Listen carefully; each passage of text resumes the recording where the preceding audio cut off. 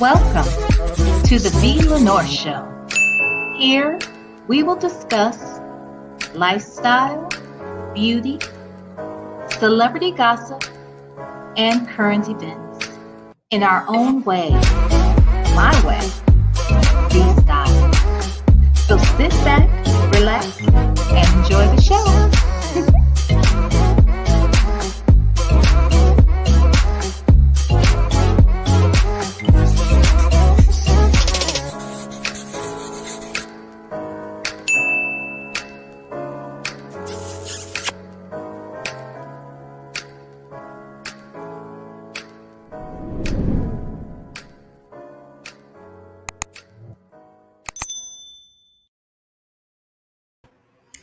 Hello, everyone. Actually, you know what? Let me get my mic situation together.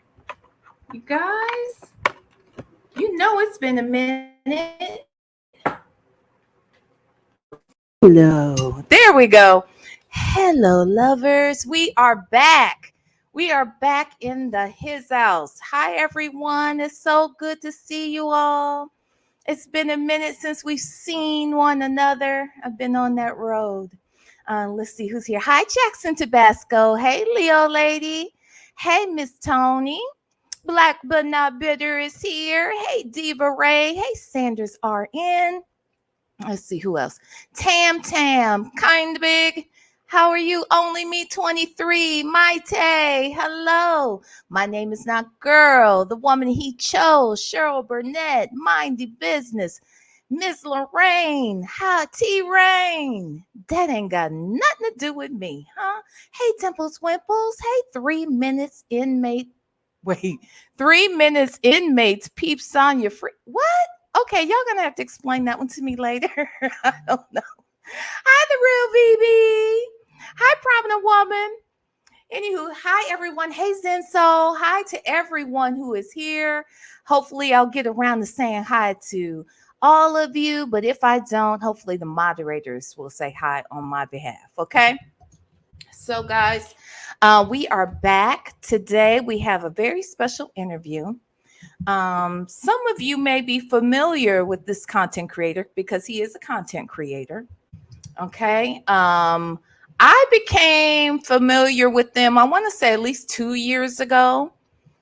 It was, and let me just let you know who I'm talking about. I'm talking about the Hurtt Twins. So I don't know if you're familiar with the Hurtt Twins. On my thumbnail, you see a picture of the Hurtt Twins and their father. So the father, Jerron Hurtt, is going to be here to tell us all about what's going on with the twins right now. Okay. Now I'll give you a little bit of what I saw and what, made me want to do this interview. First and foremost, as I mentioned, I have followed the Hurtt Twins. I, used to watch all of their videos that would upload, and he would share, just how the boys would resolve conflict, things that they were doing just as a family, and how dad was teaching them to treat one another. And I just thought that, first of all, they're adorable. Okay. So I love babies. I love children in general. So that drew me to their page. And then a few weeks ago, I learned that something had transpired with the family and that the boys had been removed from the father's home. So today we have their father, Jerron Hurtt, who is here today to share with us what has transpired and what the next steps may look like. Okay. So without further ado, I welcome to the V. Lenore Show, Mr. Jerron Hurtt. Hi, hey, Jerron. All right. Thank you for having me. No, I'm glad that you agreed to come. Like I said, I love kids, and I follow a few babies and baby children's family pages. And your boys were just so adorable, and it stood out to me that you were a single dad raising your boys. So all of that stood out to me and made me want to watch even more. So tell us a little, first of all, before we get into the story about what's going on with the boys, tell us a little bit about yourself, Mr. Hurtt. You are in the Baltimore area. Is that Yeah, correct? yeah. Okay. So I'm in the Baltimore area. Let's see. I started my career with Comcast. I was a technician for a while. Traveled the country. Was in New York. Used to work for the TV stations, ABC, NBC, HBO. Oh, really? Yeah, I was a communication specialist. Then I came home, started working for Comcast again in sales. Did really well for myself. Was really blessed. And when the pandemic hit, that's when things changed. That's when I lost my job and the boys and I took off. But Okay. basically, how this all got started, like my childhood, that was a tradition of ours. Every uncle had the big VHS, the big camcorder on the shoulders. Every cookout, birthday party, church, every Sunday at church, everything, like everything was recorded. Um, at the end of the event, we would always go downstairs in the basement and on the uncle's big screen TV, we would watch another VHS tape, maybe from 5, 10 years earlier.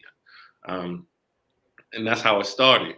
So when I had my sons, I wanted to keep those memories, just like my cousins and I did. And our uncles and aunts, they were older. So Facebook was the way for them to, see us online. So I just uploading videos for aunts and uncles and just for the family. Okay. Yeah. Okay. So, how old are the boys right now? 6. 6. Okay. Now, were you raising them alone for the entire 6 years or just in recent years?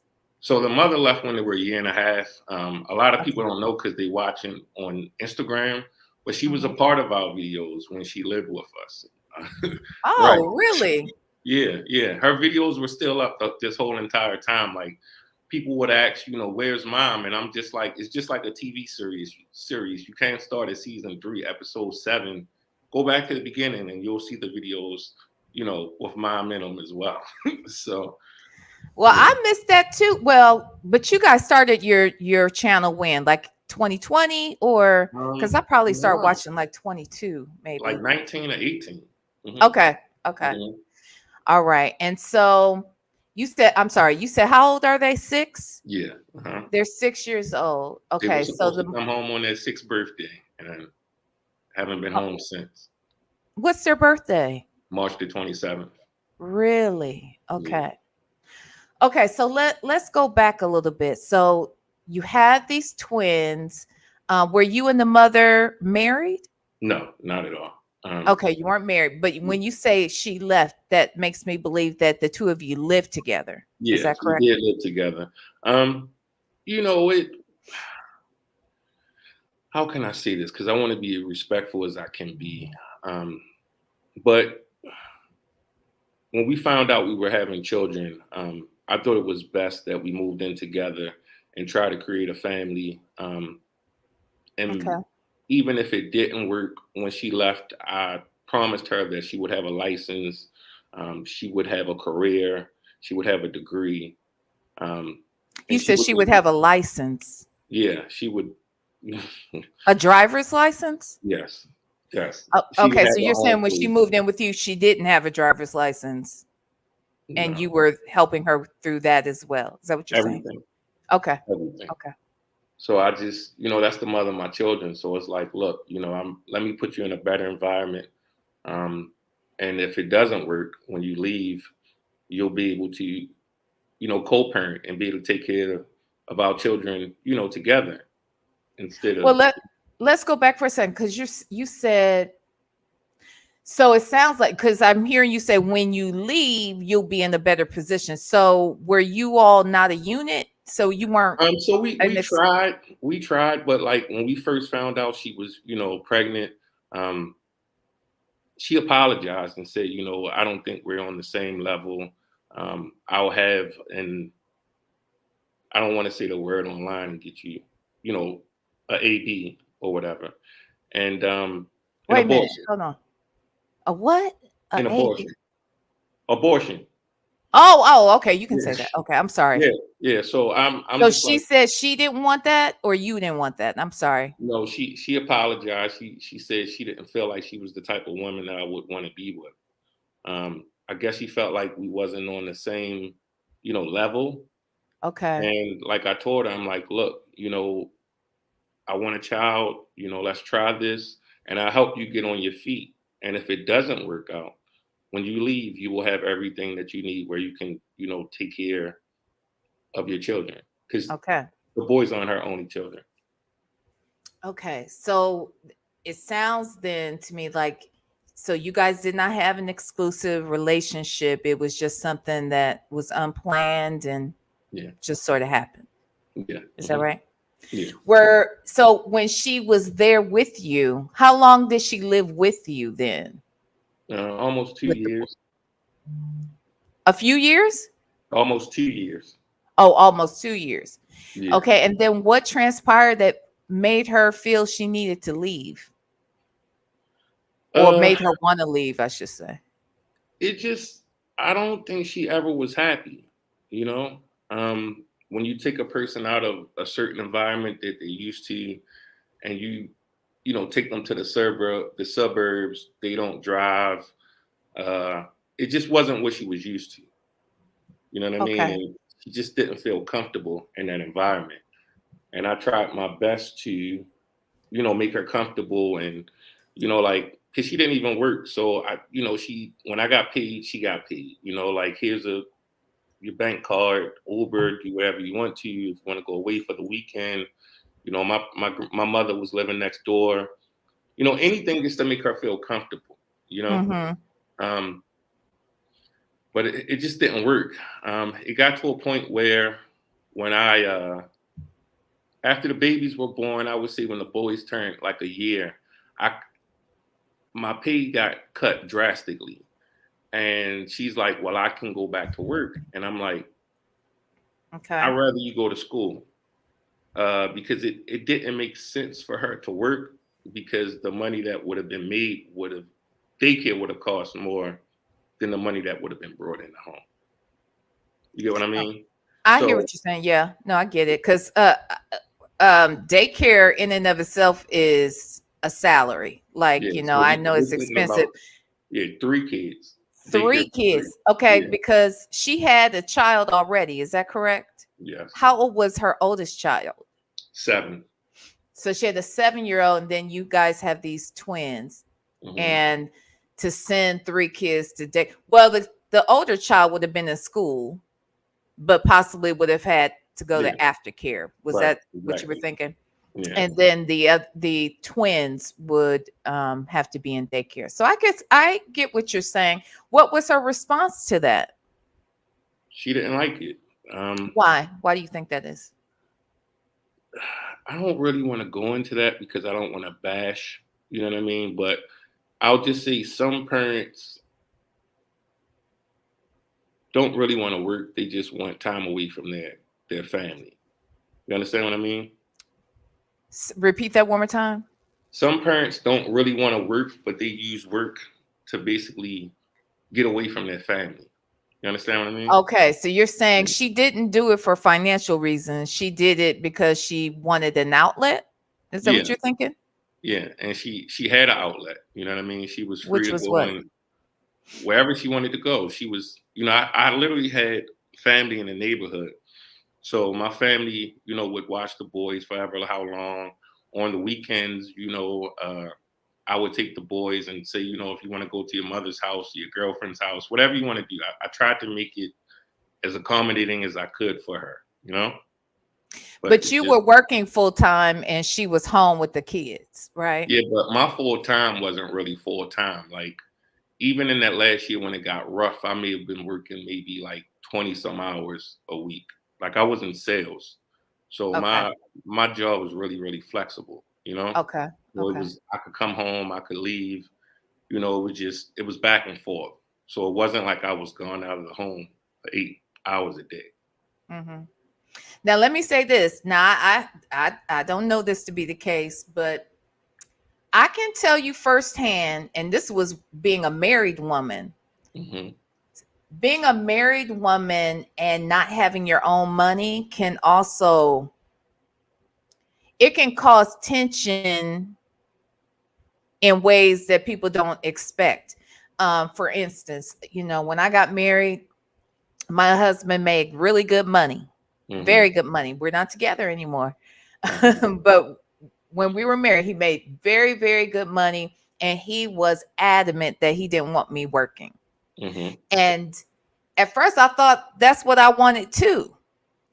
But what I realized is that when you're home all day and your job is taking care of the kids and your job is taking care of the home, and the husband, he's got his job and he's got his schedule, and it's his money, really. I mean, it may be your money together as married people, but for the most part, if he's bringing it in, sometimes he's controlling that. And I know that I did not feel very independent, nor did I feel like I had an outlet, even though my son did a lot with his father. I Mm-hmm. still didn't feel like I had an outlet, because your outlet to you might be spending time with kids, but if I'm home with the kids all day, it's Mm-hmm. not an outlet for me. Right. But And see if that, you're but giving me the money all the time, I don't it's not my money, because you could stop giving it to me. yeah, but like I said, she wasn't home all the time with the boys. My mother was there. I had a Okay. cousin that was minutes away. I had a sister that was 4 minute drive away. I was home, so it wasn't, and I encouraged her to go out. You know what I mean? Do whatever she wanted to do. Like it wasn't any plans that she could have or wanted to make. She was free to do, and I could find someone to watch, our sons for however long needed to be, even if it was a weekend. You know. Okay. So if the boys are 6 and she left the home when they were a year and a half. Is that what you said? About a year and a Yeah, half. yeah, a little over a year and a half. Before we get into what transpired after that, I'm just curious. What was there a day? Was there something that transpired on a particular day that made this woman leave, or did she say, "Okay, I'm moving on Friday," and she's packing up her bags and she's getting ready to go? Like, how did Um, that transpire? I don't really want to go too much into that. Like I say, that's still my son's mother, so it has to be some type of respect there. But I will say there was an agreement that was signed months before she left, that she would leave and the boys would be, staying with me, and she would see the boys on the weekends. So this Months wasn't, before. yeah, months before. It literally signed paper by both of us. So this wasn't, something that just happened overnight. This was something that was planned way beforehand. Okay. Yeah. All right. Okay. So, all right. Now, after she left, Hmm. how often did she see her kids? Rarely for a couple months. It was literally right before the pandemic. Uh, it was hard. It really was hard. And I'm not going to say I was the best man at that time because I felt like the single. Usually everyone says the single mother, but I was encouraging and I was hurt. I was angry because now I'm put in this situation where I have to do it all on my own. And so some of my messages to her wasn't nice, but it was me wanting her to be in her children's lives. Even when What kind of messages? What are we saying? What kind of I'm messages not weren't gonna, nice? I'm not going to say that. I'm sure when you upset or angry with someone, the type of things that you could say. But it wasn't focused on me. It was focused on her being there for our sons. And it it just from the moment she left, she moved in with another guy, and he Okay. started harassing us from day one. The first day he left, I've received an email from him. You're a monster. I'm going to expose you. Um, like he just became obsessive. He was Well, sending out. hold on. You said she left. So the day she left out of your house, she went and moved in with another man. Yeah. Hmm. Okay. And that man, on the day she left, Yeah. contacted you and called you a monster. Yeah. Uh-huh. Okay. Now, Jerron, you skipping over some stuff. Now, why would he think you were a monster on the day she left if there was a plan for her because to leave? because he's psychotic. It's just, I Okay, mean, he's if you, psychotic. Okay. yeah, if you hear more about the situation, you'll understand. But he was literally sending messages to hundreds of the followers of our virtual family a day. People were screenshotting me messages from him. And I'm like, who is this guy? I didn't know who he was at first because he didn't, say who he was. Mm-hmm. So I say a couple months went by. Like one of my sons had to have a major surgery in the middle of the pandemic, both having COVID, 105.7 temperatures. Like I've been through so much by myself. And at one point, like I realized she had posted on the Facebook page, and I saw him comment after her.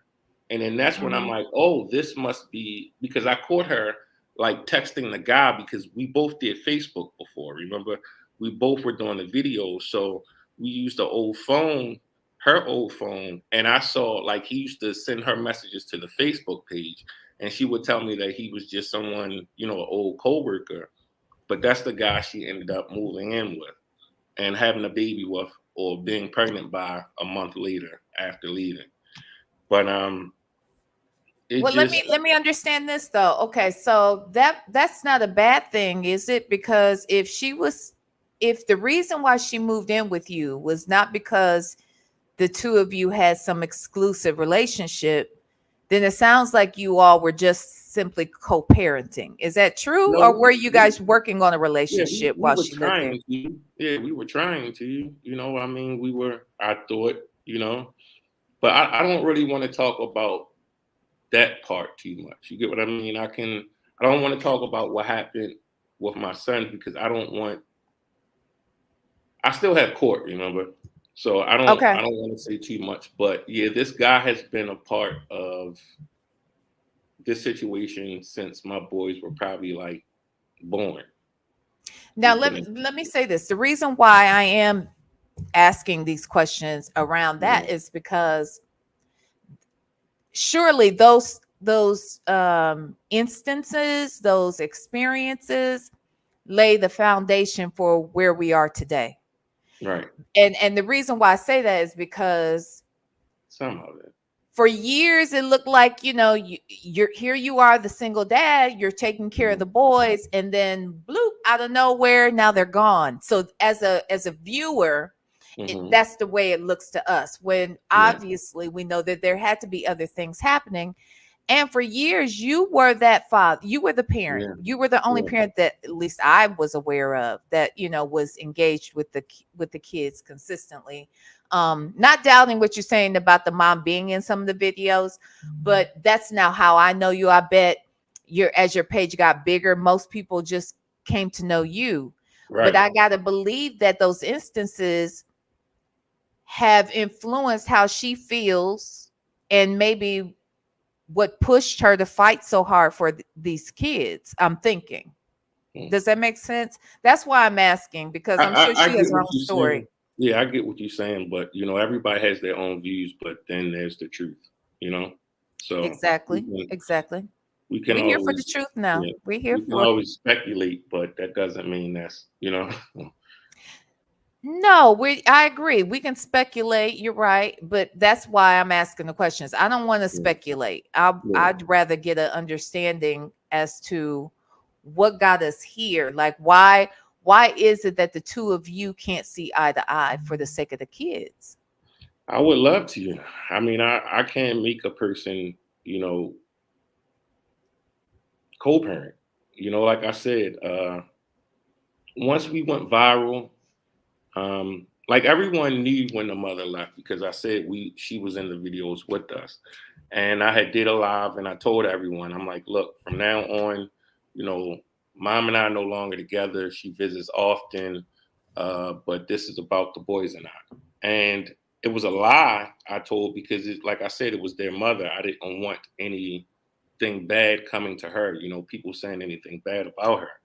So Mm-hmm. rather, if it was good or bad, like I said, we're not going to talk about that situation here. That's it. I'll block you. This is about the boys and I. This is my journey with the boys. Uh, once we went viral, that's when their mother came back into the picture. Um, it really didn't seem, or it really wasn't for to see the boys. It was more for the attention. You know what I mean? Like because people are asking, like, "Where's mom? Where's mom?" So now she's coming to the home and taking pictures and taking videos and look, I'm here. Versus hey, I love my sons, or I want to spend time with you. It was more of getting pictures so everyone else could see that she's the mother of the Hurtt twins. You understand what I'm Mhm. saying? Mhm. So Mhm. time went past. Like I said, this guy, he started stalking us. Um, it was so much I went through with this guy. I've called the police on him numerous of times. And when we really started to blow up, that's when because she never really was around. She was around like maybe once a month or so, like that. It wasn't anything, you know, uh, on a regular. But when we got on the news, we were on the news for our truck being stolen. And when the truck got stolen, like I texted her, I'm like, hey, look, we're going to be on the news tomorrow. And she sent me a text and she's like, oh, congratulations. I'm so proud of y'all. And I did the news story. And then the next day, she started a Facebook page saying that I abused her. I kicked her out of the home, that I kicked her out of the house at 4 a.m. in the morning. And it's just like, what? Like, where did all of this come from? You know what I mean? So when I announced that I was going to do this interview, someone did email me and Uh-huh. said that the mother had put out her story saying that Mhm. there Right. was a situation where the two of you discussed her returning to work. You didn't want her to work, she wanted to work, I couldn't and afford that for her to work. That's I'm the sorry, say difference. it again. I said I couldn't afford for her to work. That was the difference. It's not that I didn't want her to work, but I couldn't afford to pay 2 to 3 times what she made for daycare. You get what I mean? I hear what you're saying. So even with that said, though, was there any argument that caused her to leave at 4 o'clock in the morning? And she never left at 4 o'clock in the morning. She left at 11 p.m. that night. Okay. And yeah, there was an Well, argument. I don't want to go into the argument, but like I said, I have a mother that's literally right next door. I have a cousin that's 2 doors down, and I have uh-huh. a sister where there's a video of us even walking, the boys and I walking to my sister's home. So if someone kicked you out of the home, you're telling me you're going to pass by 3 family homes and you're going to get in a car with a stranger and then leave. It just, and then there's even a police call from the, I don't want to tell too much, but it it doesn't go in her favor. It really doesn't. Now let me also say this. So I don't know. Did she put out text messages on the Facebook page between you and she? I'm sure she may have. Because from what I so there were text messages that were also sent to me. And Okay. from the text messages, it appears that she said to you that one of the things that hurt her the most was the fact that her child was also put out. So the 7-year old was put out at the same time. She's saying that you put her out and that it was hard for him Really? to recover from that. So Wow. is that so even if let's say it was 11 o'clock at night, did something happen at 11 o'clock at night that made her think that she had to leave and They that were, that child had to go with her, but the other children had to stay? as a mother, would you do that? Would you let that happen? I mean, come on now. It doesn't make sense. I It think it really was does. on the circumstances. No. And it doesn't sound like it was a choice. So are you saying it was because it sounds like you're telling me it was a So choice. so are you saying the text message? See, because I'm not here for gossip. I thought this was something to really tell what's actually going on in the family courts and what's going on with my children. I'm not here to bash, their mother. I don't think we're bashing her. Yeah, like that's not the point of wasn't the point of this interview to gossip and talk about the backstory. If you want to talk about the Well, but the abuse, backstory is going to determine why this happened, right? Like I mean, but So what text did you get? Is that the only text, or is there a follow up text? What other text is it? I mean, Okay. So I'm fine with reading them. Um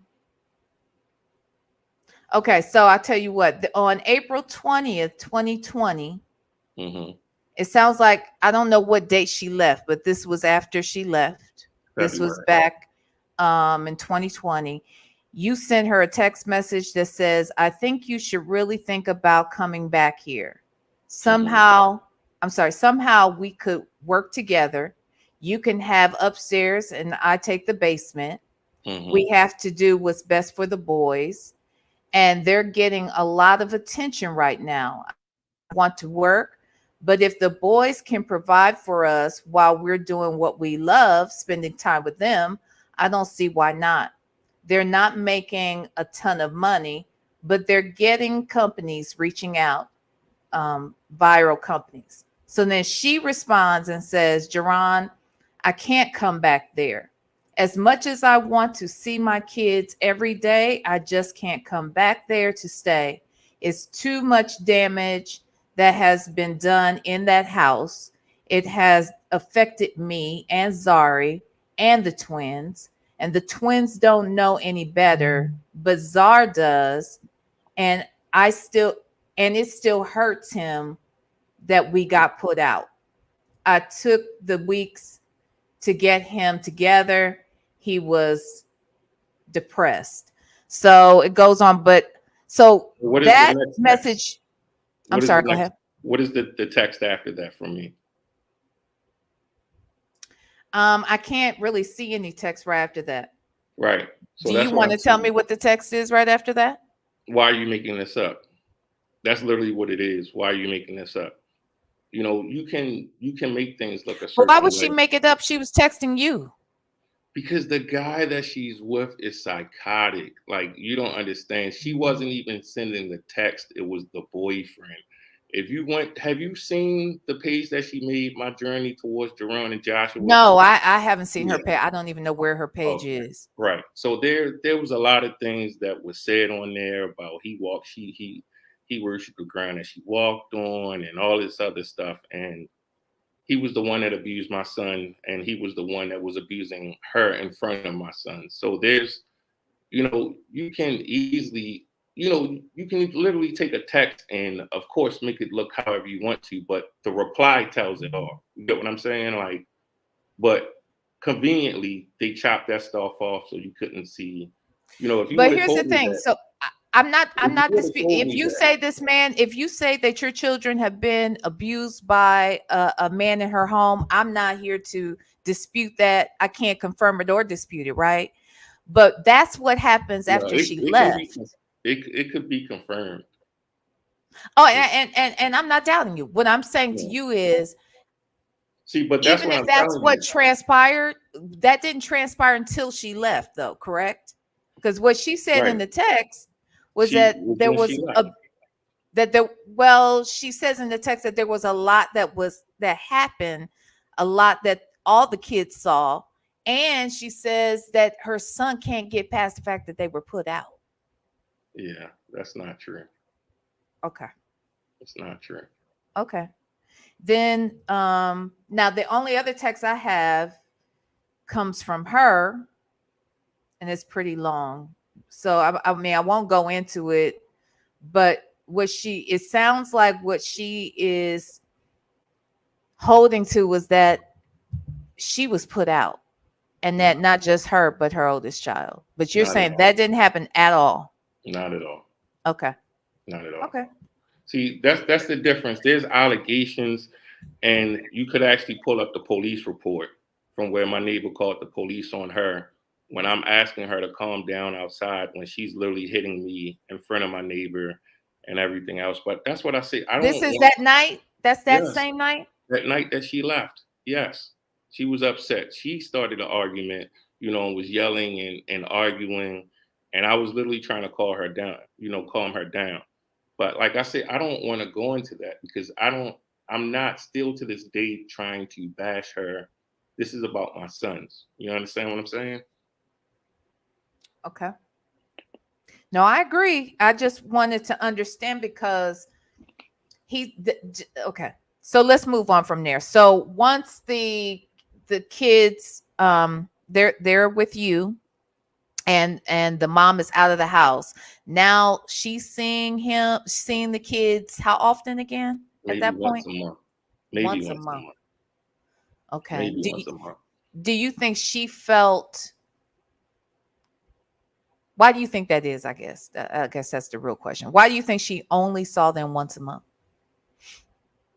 She never really was that nurturing type with the boys anyway. Um, she wanted to be free, and she was free. She was happy with the guy that she moved in with, like I said, and they were doing their thing. I've tried over and over to get her to be, there. Like I say, there was major surgeries that the boys had that she wasn't a part of. Um, there's been a lot. I can't answer that, but I will say that I've always encouraged her to be there, from phone calls to text messages, offering to Uber her to our home, excuse me, to pick her up. However you know what I mean? However I could, I've tried my best. And she Okay. was So always close with my family as well that was in the neighborhood. So if she even felt like she didn't want to be around me, she could have, seen the boys at my mother's house, my cousin's house, my sister's house, however she wanted to. okay. So now once they are out the home and you guys are you were you guys battling custody issues the entire time since they left the home or just in recent months? No, so in June, like I said, the guy was stalking, he threatened my life and some more. So then when that happened, when I had to call the police, that's when I'm like, enough is enough. Like now I need to file for custody. I need to protect my sons and I'm not okay with it. I'm not okay. You're welcome to come here anytime that you want to, but when someone's saying that they're going to end my life, I don't want them around my children either. So you're welcome to come here whenever you want to, even if I have to leave, whatever I have to do, to co-parent So with she you. threatened your life? Is that what you're saying? No, the boyfriend did. The boyfriend threatened your Yeah, life. yeah, uh-huh, Okay.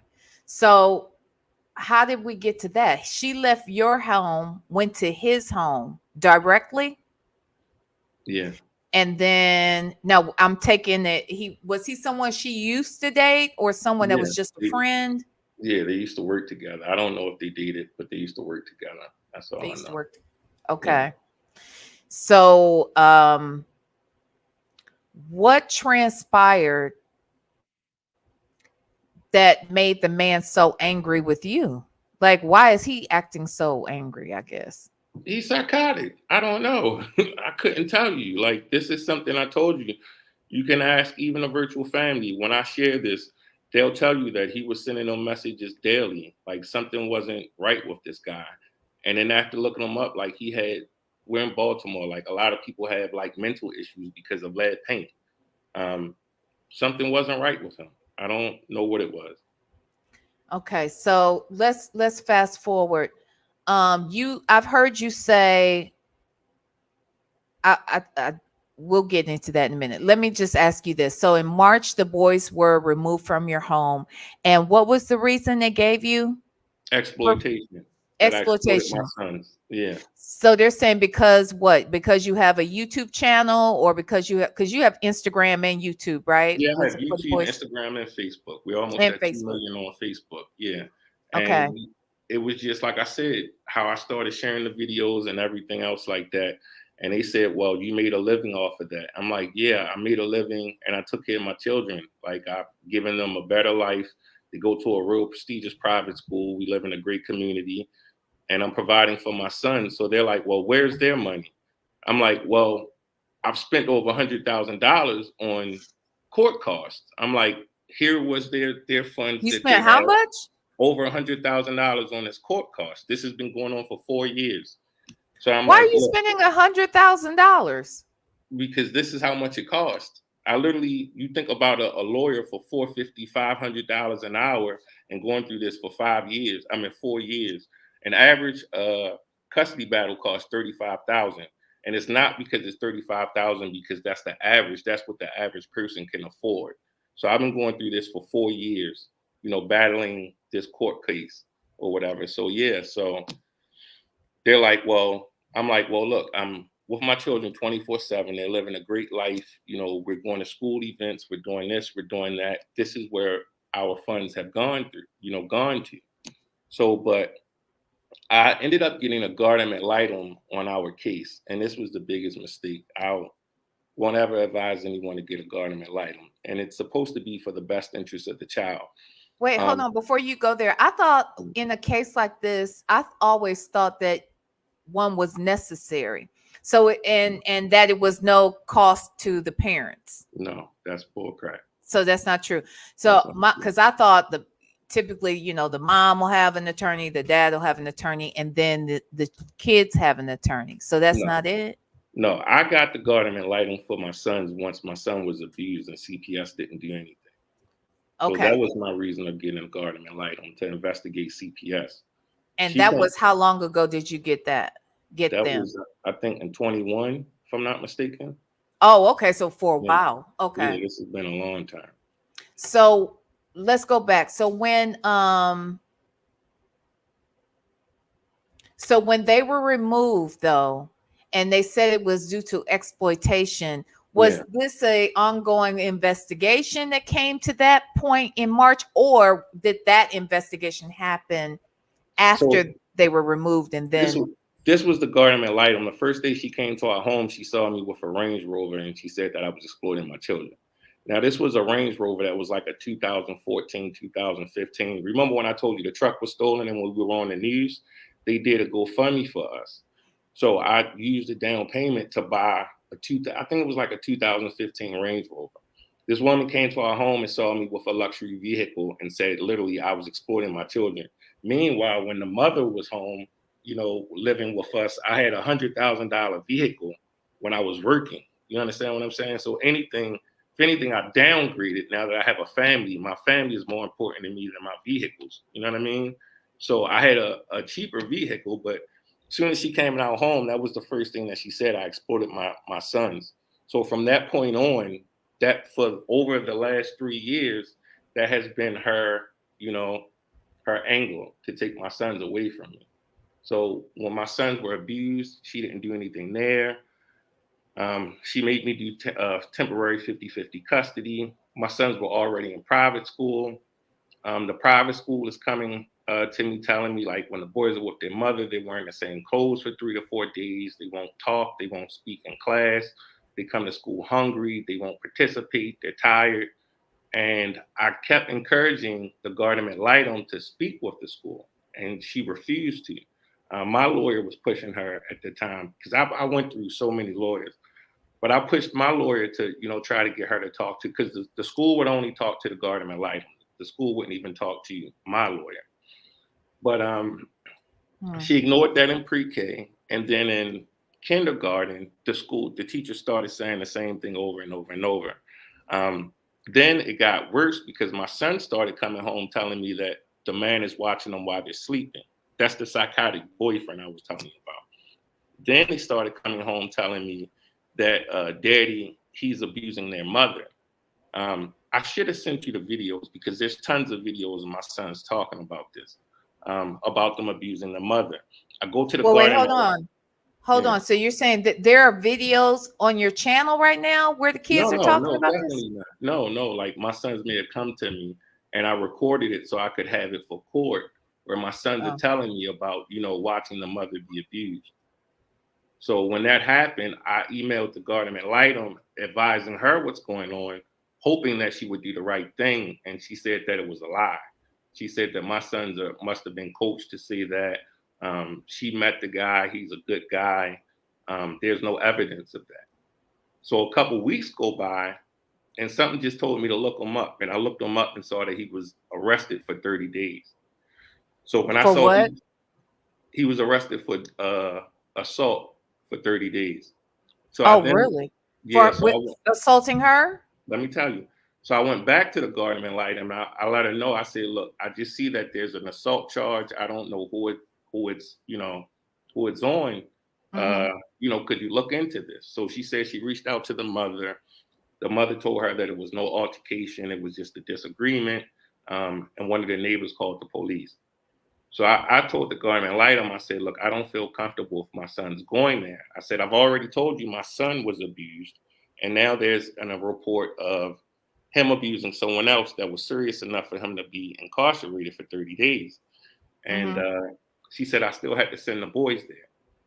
So weeks go by, I request a police report, and the police report says that he abused the mother. And it was really bad.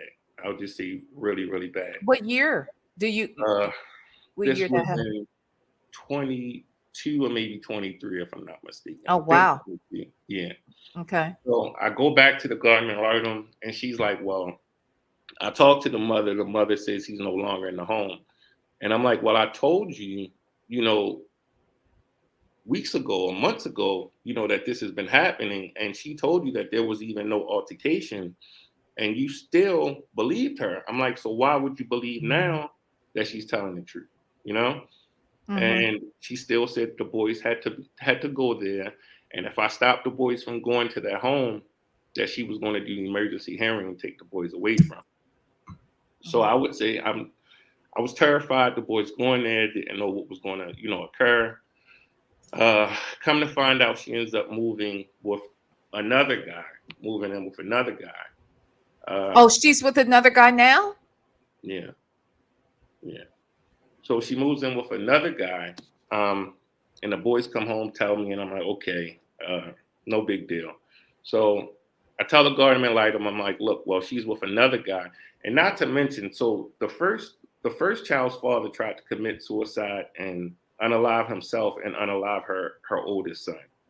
Then you have me, and now you have this guy that abused my son, and was abusing the mother in front of my sons. So now it's another guy. Now it's a fourth guy. So now I'm little, like, can you at least, check him out to make sure he's okay, because the boys are now staying at his home. You understand what I'm saying? So it's literally from one guy to another guy to the next guy to the next guy. So I asked her, could she, look into him? She told me no. I would say maybe a month or two after moving in there, the boys come home one day. Well, I pick them up from school, and one of them tell me, like, Daddy, they left us in the house. Um, he said, Mommy went to work and D left us in the house by ourselves. So I'm like, huh? He's like, yeah, Daddy. It was daytime when he left. It was nighttime when he came back. We ran outside. We screamed your name. We cried, and then we just Where felt was the mother? at work. All day and night too? She works at nighttime. She works But like he 7 to said 7. it was like, okay, so they're Yeah, saying like in the early evening yeah, that he 7 to left 7. and then came back and it was dark. Yeah, uh-huh. So when that happened, I immediately called the psychologist, because I had, like I said, I spent so much on this. I had a psychologist was on the case, and I couldn't afford her anymore. But it was just recently that, like, she just stopped working with me. So I called her just to let her know what's going on. I'm like, hey, look, the guardian ad litem, as you know, she's even the psychologist knew that the guardian ad litem wasn't doing the job. So Mm. I spoke with her. She's like, look, you need to email the guardian ad litem, tell her, that I heard the story to you, and she needs to get a restraining order. She does nothing. I go to the courts, get a restraining order myself. I speak to the lady from CPS. She comes out. She talks. I mean, it's just everyone just keeps making this. Guardian ad litem has made all of these situations go away, from the abuse, from the mother being abused, to the boys being left alone. I mean, everything has just been covered up this whole entire time. It's just ridiculous. Nothing ever came out of that. My sons have told our whole entire family. They told the school, everything. Nothing has came out of this. Now, at this time, I think I didn't have my attorney anymore either. Like I said, I was spending at least $5,000 on a psychologist a month. It was a 500 an hour for me to go once a week, 500 for the mother to go once a week, and then she also evaluated, like, So family, you had to friends. pay for the mother to go I to? had to pay for everything. Yes, I've been paying for Okay. everything. So anyway, the guardian ad litem never does anything what happens after that? And that's when we go to court. Court initially was 3 days long, but within those 3 days, like it wasn't enough time, so they ended up extending it for two more days. But yeah, they claimed. I mean, the judge asked me, why do I want my sons to go to a school like that? That's an elite school where politicians go, children go, and athletes go. Why would you want your children going there? And then we live on a plantation, and she literally asked me, she said, do your neighbors like you? And I'm like, are you asking me that because I'm black? Like, why would you ask me, do my neighbors like you? So this whole case, like, even when we was in court, like when I asked the mother questions, I'm like, look, I found a guy that has 10 felonies. I don't know if this is your boyfriend, but do you know his criminal record? And she said, no. So I'm like, you have your whole family living with this guy. Don't you think it would make sense for you to know his criminal record? And she's like, no, he loves me. He wouldn't harm me. Well, hold on. Now, this is where I'm confused. So you're saying the first guy that she left your house to live with, he was abusive, and this last guy that she's with now is abusive? The first child's father is the one that tried to unalive the oldest son. Then yes, the one that she left, after she left and was pregnant a month later, was abusive to my son and to her. This third guy, I have no clue. I just found someone for a large criminal record, around the same age as him, and I don't know if it's him or not. I don't know. But having a guardian ad litem and children living in that house with another adult, they're supposed to research and look at that criminal record. And like, even when it was the CPS report, CPS never interviewed him, or the guardian ad litem never interviewed him. They talked to the boys about being left alone, but never even talked to him. It just automatically just got dismissed. Like, okay, so let me go back just for a minute. How old is this lady?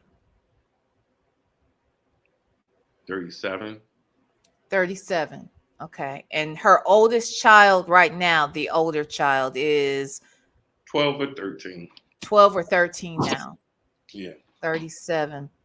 Okay. So she was in her mid-20s having these kids. I was trying to, is there a significant age difference between you and the mother? 6 years. 6. Okay, so that's not too bad. I guess I'm trying to understand. It sounds like this is what I know, is that most abused women tend to attract other abusive men. That usually a man of that caliber can pick up on the right person to abuse. Now, please don't take any offense to this, but I just have to ask, did the two of you have a physical relationship where the two of you may have, even if it was one time, had an altercation, a physical altercation? Never. Because of her childhood, she comes from an abusive childhood. Like, I even put her on my insurance where she was able to get counseling to deal with the abuse that occurred when she was a child, and what occurred with the first boyfriend. No, there was never an abuse between us. Like, I've tried my best to better her as much as I could this whole entire time. Still to this day. So do you think that she felt abused, even if it wasn't physical abuse? Do you think she felt mentally or emotionally abused in the relationship with you? Not at all. How did you meet? On the street. On the street? What do you mean on the street? I mean, outside of my apartment building. It was a club like the next street down, and we just met, and exchanged. So she had been to the club, or you were at the club, or y'all both were at the club? No, I was walking with my buddy out of the building, and we passed by the club, and she was standing outside the club. And she was standing outside the club. Yeah. Okay. So you saw something you liked, and you introduced yourself, I take it, and And did you all have a real dating relationship at least up until she got pregnant? No? No, Okay. But you do admit that y'all had a volatile argument probably when she left. it wasn't volatile. It was just a like no, But it was she nothing. left abruptly, whether she was put out or she left on her own to take a Why was it 7-year-old out at 11:30 at night. right? From your what you're saying, it happened at 11:30. I feel like it doesn't matter if it's 11:30 or 4 a.m. to me if a child is being toted away as well. You know what I mean? Like, I get what you're saying, but like, why does it always have to be like the man's fault because of a I didn't say woman it was doing your fault. something? I said I'm You get what I asking mean? Like, no, it wasn't. because she's claiming she was abused, right? I mean, I guess, yeah. I mean, but it never happened. Never, ever, ever, ever, ever happened. Ever. Like I said, I started her in counseling to help her with the things that's happening in her life. You know what I mean? And like, it's just I can't make someone want to be better. You know what I mean? I only can be me. And the way my sons are is because of the love that I've given them. You know, and my sons wouldn't be the way they are if I was being abusive to their mother. No, the way you see my Well, son being, I don't know. That's you not know, necessarily true, Jerron, because a but lot of I times understand what you're saying. I mean, I know you're looking for some gossip, but there's no gossip. I'm I'm not looking telling for gossip. you, I mean, I'm the telling mother you, has one story out on the internet, and you have a different right, one. So I'm just right. asking. There's got to be a way where both of you guys have to take some accountability because the kids are the ones that are paying the price, Yeah, right? I mean, I'm not going to say like I was this excellent guy. I mean, it was times I didn't come home and you know what I mean? Like she wasn't handling things at home and I just stayed out and stuff like that. Yeah, that's what couples go through. But no, there was no abuse. There was no crazy things happening. But like I said, I don't want to get into that because that's not what matters. What matters most is my children coming home and being safe, protected, and loved. But here's You the know what I thing, mean? Jerron, we can't you in order for us to really not us, I should say people who have heard one side of the story But and see, this those of is the us who have thing. lived, let me just say this, those of us who have lived a little bit, who have been married and even divorced,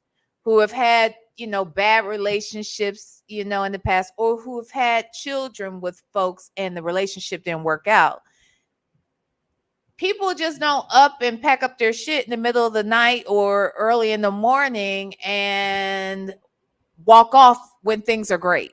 See, but Especially a mother with two boys, and this is a mother with three. you see, And you're you talking were this about person. you're talking about see, and I don't want to say that because I don't want to down their mother. But you're talking about a sensible adult that puts you know what I mean? I don't want to go into that. You know what I mean? Like I don't want to talk bad about their mother. But And I'm not not asking you to talk everyone bad about the mother, but in order for people to really get on board with trying to get the kids back, they got to understand who you are, well, who if that's she the case, is. I don't. If that's the case, I don't need their help because, like I said, I'm not going to bash their mother to get them back. That's what happens in family court. You understand what I'm saying? It's about who can bash who the most, and that's not what I'm about. You know what I mean? And I've never been. I haven't bashed her since she left our home. You know what I'm worried about is my sons. You get what I'm saying? Like, Okay, but Jerron, so no, no, no, no. this Listen, is listen, what listen the to what I'm mother, saying. and I haven't talked to the mother. I I have know, but not listen spoken to to what the I'm saying. mother, but But the listen mother to what I'm says that saying. she was being abused and that she was put out. It's And not. so and if the courts are saying too that the kids are being exploited, how do we get the kids back in the house if people believe So that why you wasn't were abusive to her? So why wasn't that brought up in court? Because there was nothing brought up in court that said abuse. Did Nothing. you show those videos of your son talking about the boyfriend to the social worker and to the court? The courts wouldn't allow it Why? because they said that it was hearsay. That you know what I mean. It was just a Even if it came video. from the babies? Yeah, because it was recorded. I even brought the boys to court for them to try to communicate and see what happened to them. if the judge could like put them in her chambers and talk to them, by herself, so they could tell everything that's happening. You know what I mean? But no, they didn't allow it. Interesting. Now, I will say this. So there was a time years ago, I had become really close with a family, and there was a small child that I became very close with. And when the baby got to be about 3 years old, she told me that something had transpired in her home with an older sibling. Mm-hmm. And when she first started telling me the story, I'm listening, but then I too recorded her. Mm-hmm. And I talked to the parent about it. The Mm-hmm. parent actually didn't want to hear that because, Wow. I'm sure that put her in a bad position because both of these kids are her kids, but one had allegedly done something to the younger one. And what the baby described to me, a baby of her age wouldn't be able to if it hadn't happened. So Mm-hmm. I did audio tape the Mm-hmm. baby telling me what transpired. And CPS asked me for that tape. So Mm-hmm. that's why I'm asking you, did CPS see those tapes or hear the tapes about No, this situation? no. And the other thing that CPS did was they obviously interviewed the baby, but they asked the questions in a way, to ensure that the child hadn't been coached by anyone. Right. So that's why I'm surprised So, that so CPS didn't. Go which ahead. which which time are you talking about with CPS? Which time? Because there's been multiple times. There was the time when my son was abused. When my son was abused, I went with the CPS worker to the mother's house, took my sons out of the boyfriend's arms, put them in a car. That's when the CPS worker noticed the bruise over top of his eye. She was the one who told me that he must have just was hit. And then I asked, could we go to the hospital? She told me no, we had to go back home, get reacquainted, and then tomorrow, let them get, reacquainted with being home, and then tomorrow we will go to the ER. So that never happened. I went to the ER by myself. The CPS worker told me that she did not like him. He was controlling. She could tell something wasn't right with him. That she was going to make sure that I had full custody. She did not want the children around the boyfriend. This is the psychotic boyfriend. Mm-hmm. Went to court. Nothing happened. Nothing. It was totally different from what she told me. She then came to our home and did a final interview. When she did the final interview, she's like, "Congratulations, you got your children, right?" So I'm like, "No, I didn't get my children." I said, "None of the things that you said about him, was in this report." So she had me call my lawyer, and she told my lawyer, she said, "Look, I'm going to on vacation for 2 weeks. When I come Mm-hmm. back, we're going to go to court. I'm going to go to court with you personally, and we're going to get a restraining order against the boyfriend." I'm like, "Okay." 2 weeks go by, I don't hear anything from her. A month go by, I hear nothing from her.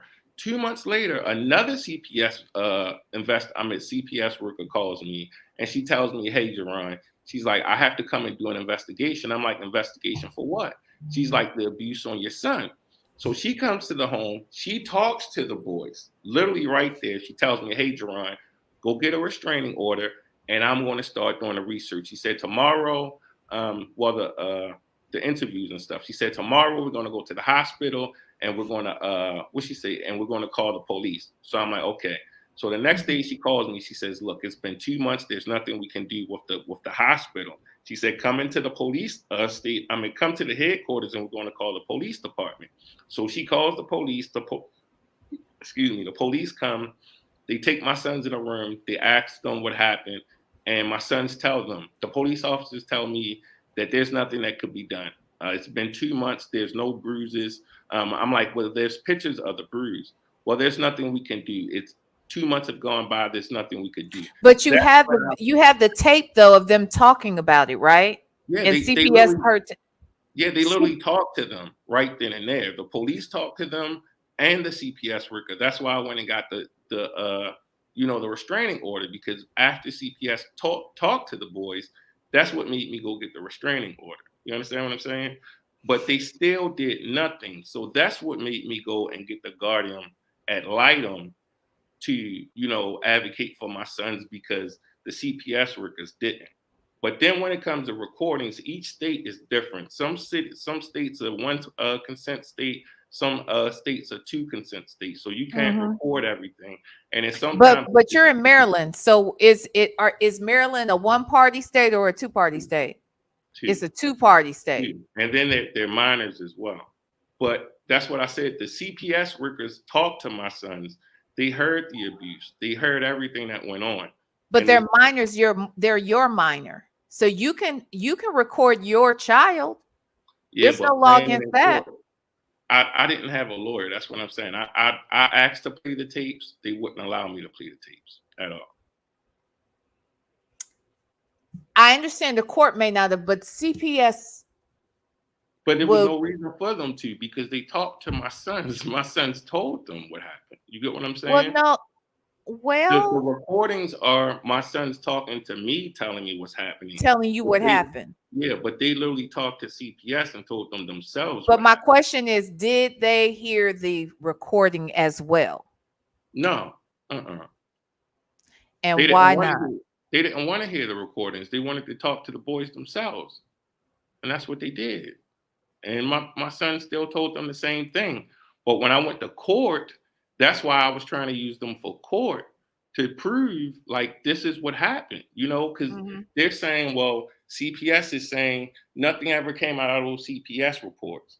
So that's why I'm like, well, here are the recordings when my sons are saying them themselves. You understand what I'm saying? Because CPS, that's why I started recording my sons, because CPS kept making the things go away. So that's why I started recording on the phone so I could have for court, you know? So that's what they did in court. They're like, well, you keep making up CPS reports. That's just like now, like they gave me supervised visitation, and the caseworker at the supervised visitation called CPS on their mother because my sons, again, are crying about not eating, you know what I mean? Okay. Being alone. Let's go back to that. So you mentioned earlier that when the kids were going to school, they would have on the same clothes for days straight. Was that since they've been in her home since March, or are we talking about prior to March? Prior to March. Prior to March. Okay, but I thought she was only seeing them like once a month. No, remember once the government lighting got in, once we when the boys started preschool, that's when the temporary 50-50 started.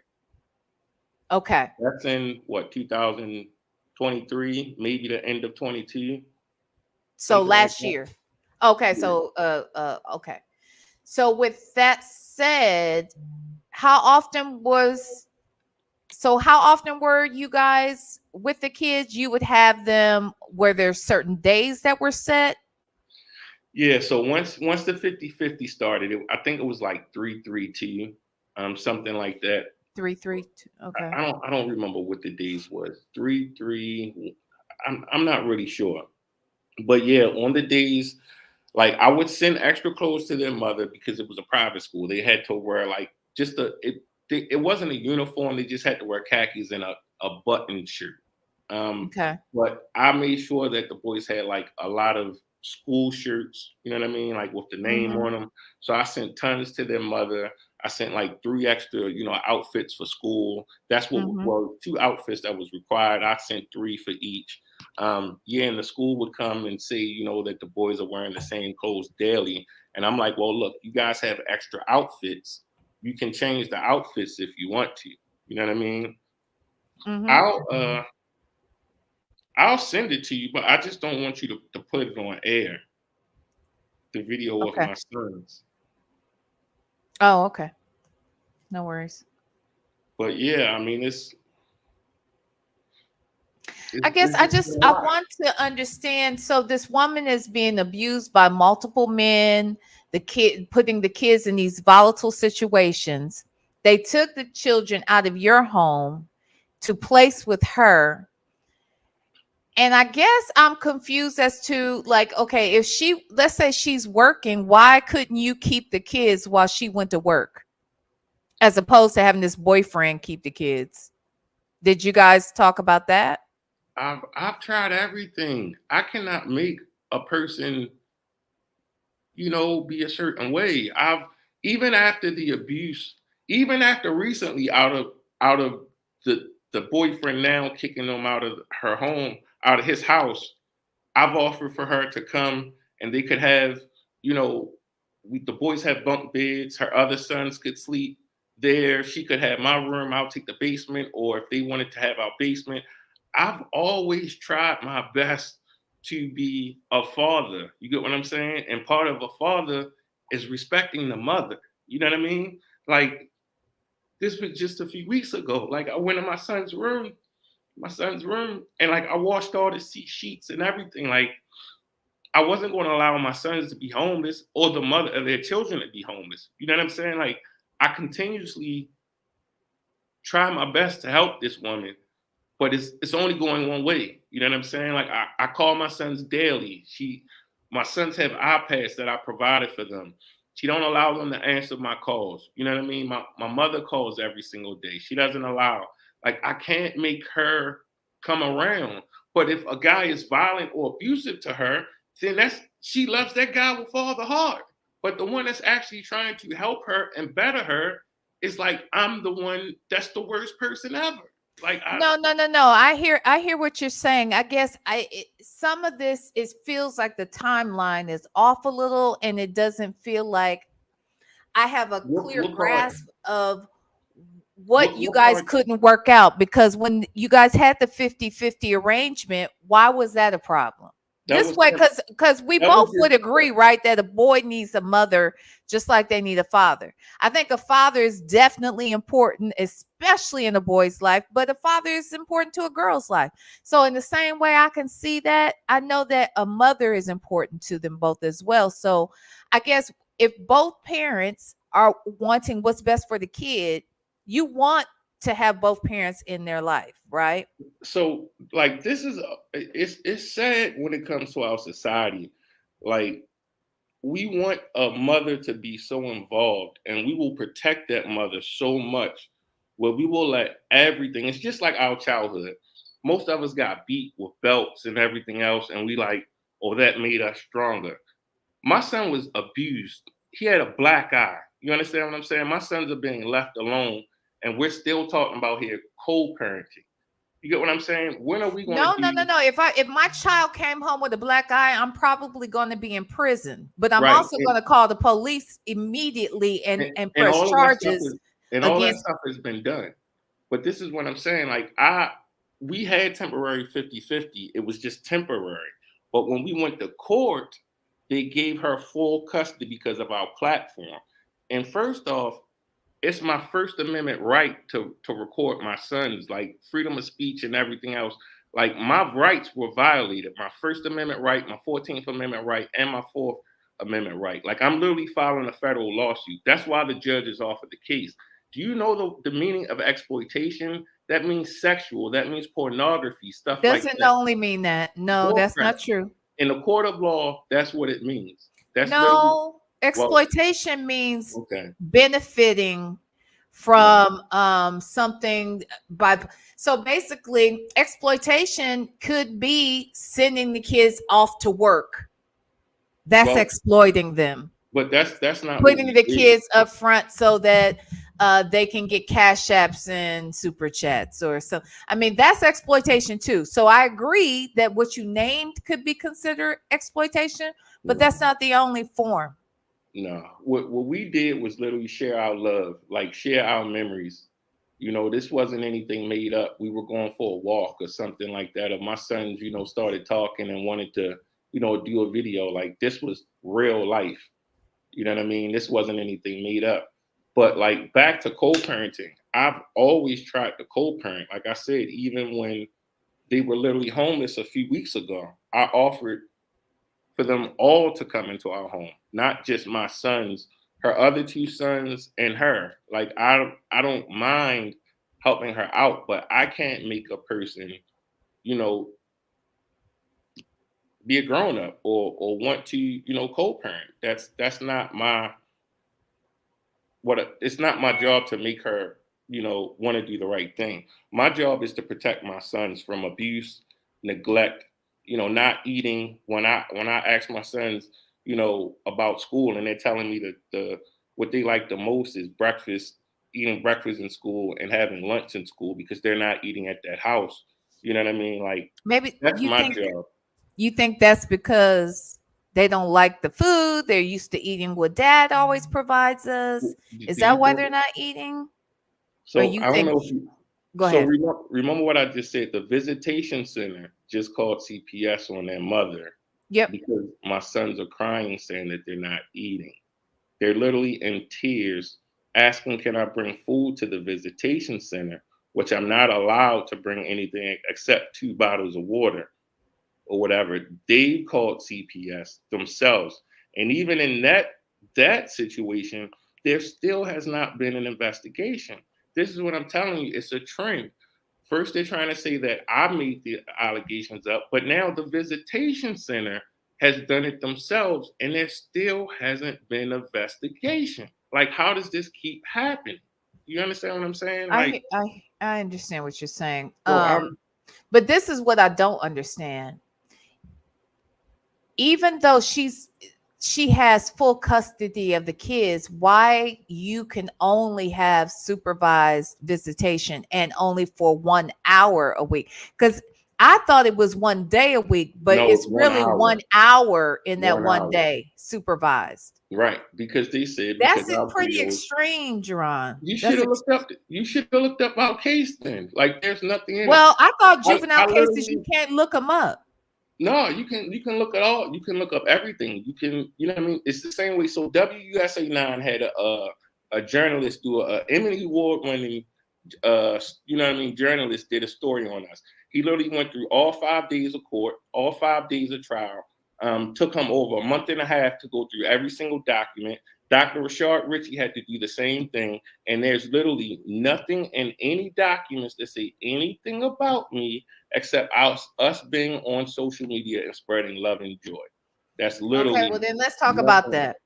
Why do you think that being on social media has put you guys in this situation? Is it that do you is the mother angry that you have this following online? Is it what is I it? just What has everybody up in arms? Because there are a lot of channels, a right. lot of channels focused on even just one child being the star of the video. Why is it that your family is being impacted this way over exploitation? It was the Garden and Light. That's the story that she portrayed. That literally was the story she portrayed from day one. How was Anytime, go go ahead. ahead. No, I'm What saying anytime something has happened in this case, she just refers back to, oh, your social media, your social like this. Why is this case about our social media and not about the best interest of my children? And that's what I've been advocating for this whole entire time. Why is it about that? But the thing is this isn't me. This is fathers that's going through this all across the country. You can look at Dr. Phil Robert Garza was on there last week that spent $700,000 in 2 years in family court. Like, if you really want to dive into this, you can dive into Title 4D, where for every dollar that a father pays for child support, the federal government gives them 66 cents. Like, we have to really, if instead of looking at gossip, I mean, there's so much more that's just, it's not just about me. That's why I became an advocate now and I'm fighting for fathers because this is happening to fathers all around the country. Like, it's a business. It's money. well let me ask you this. The money that was made from your channels, from your videos, Hmm. was how was that money utilized? Has money been put away in the kids' savings? Yeah, Was it it taking was. care of your daily expenses? And was the mother shared? Was she given any of that money? No, the mother wasn't giving anything. The boys had their savings. Their private school was $4,000 a month alone, paying lawyer fees, just everything that we did. But like I said, after 4 years, yeah, I started taking money from that. I used everything that we had to keep my son safe, like I would think that any parent would do. So yeah, I've spent everything that we had, but it wasn't like I couldn't get it back. if I wasn't in family court, that would have been at least, you know what I mean, a ton of money in their savings. But what people don't understand is our videos really wasn't the videos that were making money. That was just the videos that you all seen. But I was Okay. working with a totally different company that was in Dubai that was putting viral videos on our page that literally made probably like 90% of our income. So it's just Okay. like if you see like America's Funniest Videos, they would license the videos from there and they would put them on our page and give us a percentage. So it wasn't really our videos that was making the money. It was the videos that the company that we were working with were posting. But you were able to make the living based upon the channel though, Yeah. right? If you didn't have the channel, they wouldn't be able to post anything on it to help you Yeah. earn And money, it right? wasn't like I just, took a video with my sons, like editing those videos and Mhm. everything else. Yeah, it was hard work. But I did everything to take care of my sons. I don't have any extravagant purchases. They didn't show me with, everything that I did. They saw my bank accounts. Everything went to their school, us going out, the bowling, skating, just ordinary things. And I found a way, like most parents these days is trying to do social media. Ours were real. You know what I mean? It wasn't anything made up. It wasn't like we was posting daily. It wasn't no long videos. You might have seen 30 seconds here. Maybe the longest video is when we would go for a walk. You know what I mean? Like this was just our memories, our lives. But Did the I mom did. was the mom opposed to the kids being on YouTube? She was a part of it. Remember Well, I know you said in the beginning she was a part of it, but when did when it did came to time the change where she didn't like it anymore? Maybe she got bad feedback and maybe that made her uncomfortable. Look, these people out here in this YouTube world, some are not so nice and they can be very, very nasty and they attack folks and sometimes they try to attack people in their real life. So I don't know. Did she experience something that suddenly made it where she didn't want her kids on video or no? no, nothing at She all. she never said anything like I that. mean, yeah, it was jealousy. I mean, she tried to do the same thing. She had her own channel, like I said, with the boys. Even after she left, she had her own TikTok and everything. But then right before court, and her pages never made any money. But then right before court, all of her stuff was shut down. And then I was made out to be the monster. You get what I mean? But her videos was having the boys dance to TikTok songs and all of the other stuff. When our stuff was just, it was genuine. It was real, you know.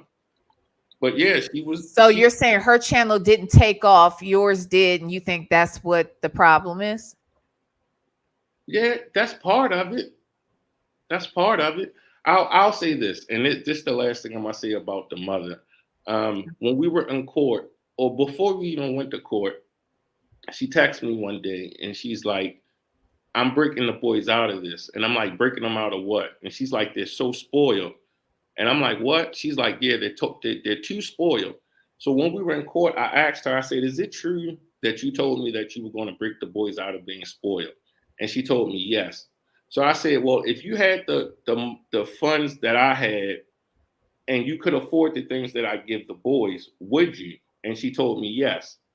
And the judge like, say that again. And she's like, yes, if I could afford to give them the things that dad could, I would. So I'll just leave it at that. You know what I mean?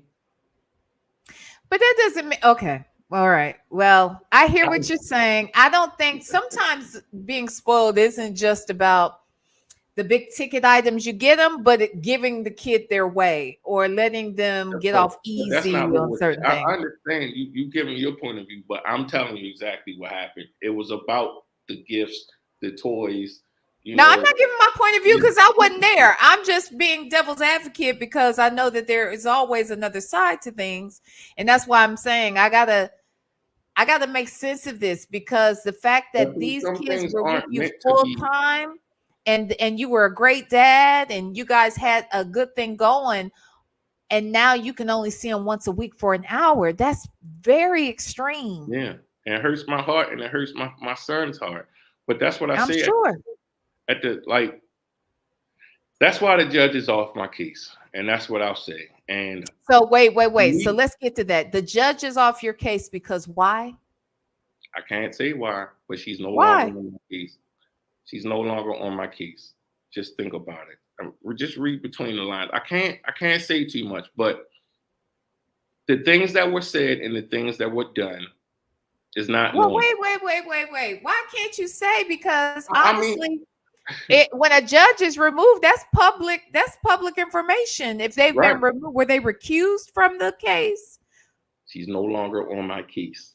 I have a You new don't want to judge. say why. I have a new judge, and the visitation will change soon. And the visitation will change soon. Yes. Okay. And it will change soon. And like I said, my story, like I say, my sons, I felt like were changing the world. I felt like our platform was changing the world. And now it's my time to change the world for fathers and just bring light to the injustices that fathers are like dealing with in custody court. I mean, like, we always got to say why, but if we actually do the research and like stop looking for more gossip, but actually research the cases and see that I'm not the only father that's going through this. There's tons of fathers and even mothers that's going through this in custody court. The thing about family court is it's not like criminal court where you have to be innocent until proven guilty. I can say that you're a bad woman, you're a bad person, and if the judge chooses to believe it, that's what it is. But the judge is not going to believe that without me bringing some evidence or someone bringing some evidence to prove she's a bad person. She's a bad person. No, that's not true, because in family court, you don't need evidence. It's not like criminal court, right? In family court, that's why I say it's bashing each other. It's not about proving any of your allegations. It's the judge's discretion and her opinion. So they don't have to prove anything in family court. They can make a judgment go however they want to. And that's what we have to start understanding. Now, let me say this, is you keep bringing up gossip, though. How is it gossip if I'm talking to the parent that's involved and then there's another parent who has another side to it? Why is the other side or the other part of the story, why is that gossip and not what you're doing? Because what I'm trying to do is, like, you keep trying to take me there, but what I'm telling you is my sons have been abused. My sons have been neglected. My sons have been homeless, and we're still talking about the mother. I would think as a parent, you know what I mean? It don't matter what no other situation, that our main responsibility should be making sure those children are safe, not what got you there or what led up to that. If we know that's like your hand is bleeding, I'm not going to say, I'm not going to sit there and ask you like, what did you do? I'm going to try to stop you from bleeding right then and there. My sons are traumatized. My children are going through a lot right now. And that's what I'm focused on, is getting my sons home, not bashing their mother. No. I don't want you to bash the mother, but the mother has custody and you are mad that she has it and there's something that happened that gave the courts permission to take them. And that's what doesn't make sense. And you're saying exploitation has to be associated with something sexual, and that's not true either. If people are making money off the kids and the belief, I'm not saying this was the case, but if the belief is that the kids are working to take care of the family, then and the family is not working, or it feels like the family is pushing the kids to do something for money, that's exploitation. Let me ask you this when it comes. So first off, have you seen any videos of my sons that look like my sons were working? If I see I would assume that any video I see on YouTube would never show anything like that. I mean, why would I, as a parent, post anything that would make you feel a way about what you're saying about my kid? No, but that doesn't mean that my kid's not being abused. And I'm not saying you're abusing kids. I'm saying that just because I see videos doesn't mean I know what's going on in somebody's house. But what I'm saying to you, there's different types of videos. Our videos were genuine. We were going live.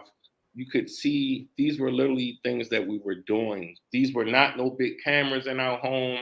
It literally, this is how I recorded with my phone right here. And we would just go about our day, maybe 30 seconds here. Or if the boys say, hey, daddy, let's do a video. Okay, this is how we made our videos. It was no big lights, no big, studios, no any of that.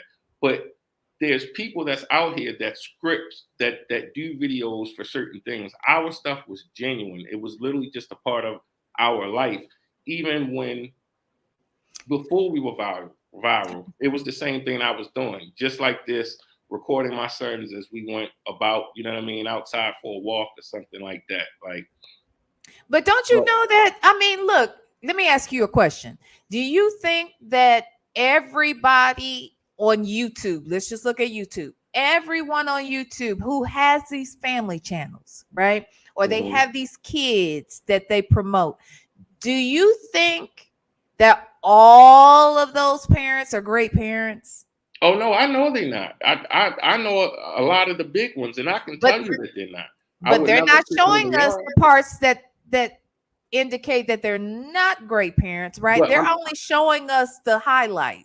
I wish you would have researched our case when they said. But I can't research your case because I can't look up juvenile court and see your case. It's not. I can't see it. You can. If you went to the courthouse, you literally could pull up our case. I can't go to the courthouse. I'm in Ohio. You think I'm gonna drive to Maryland to go to y'all's courthouse? I mean, you could have asked me to give it to you. I would have gave you the stuff. Like literally, I have all the transcripts where they talked about how amazing father I was.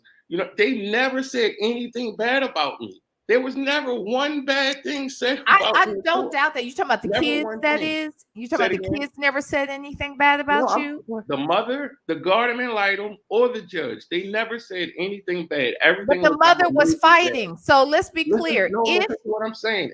I was amazing dad, but my sons were on social media, so I must be exploiting my sons. That was the only angle that they had to take my sons away from me. And that's what they did. But why wasn't there just an adjustment that said you need to come off of social media? That's why I was asking, was the mother okay with you having the kids on social media? Yes, I told you she had the boys on social media too. Okay. She was fine with that. She says that you're a wonderful father. Why is she fighting to get her kids then? That makes no sense.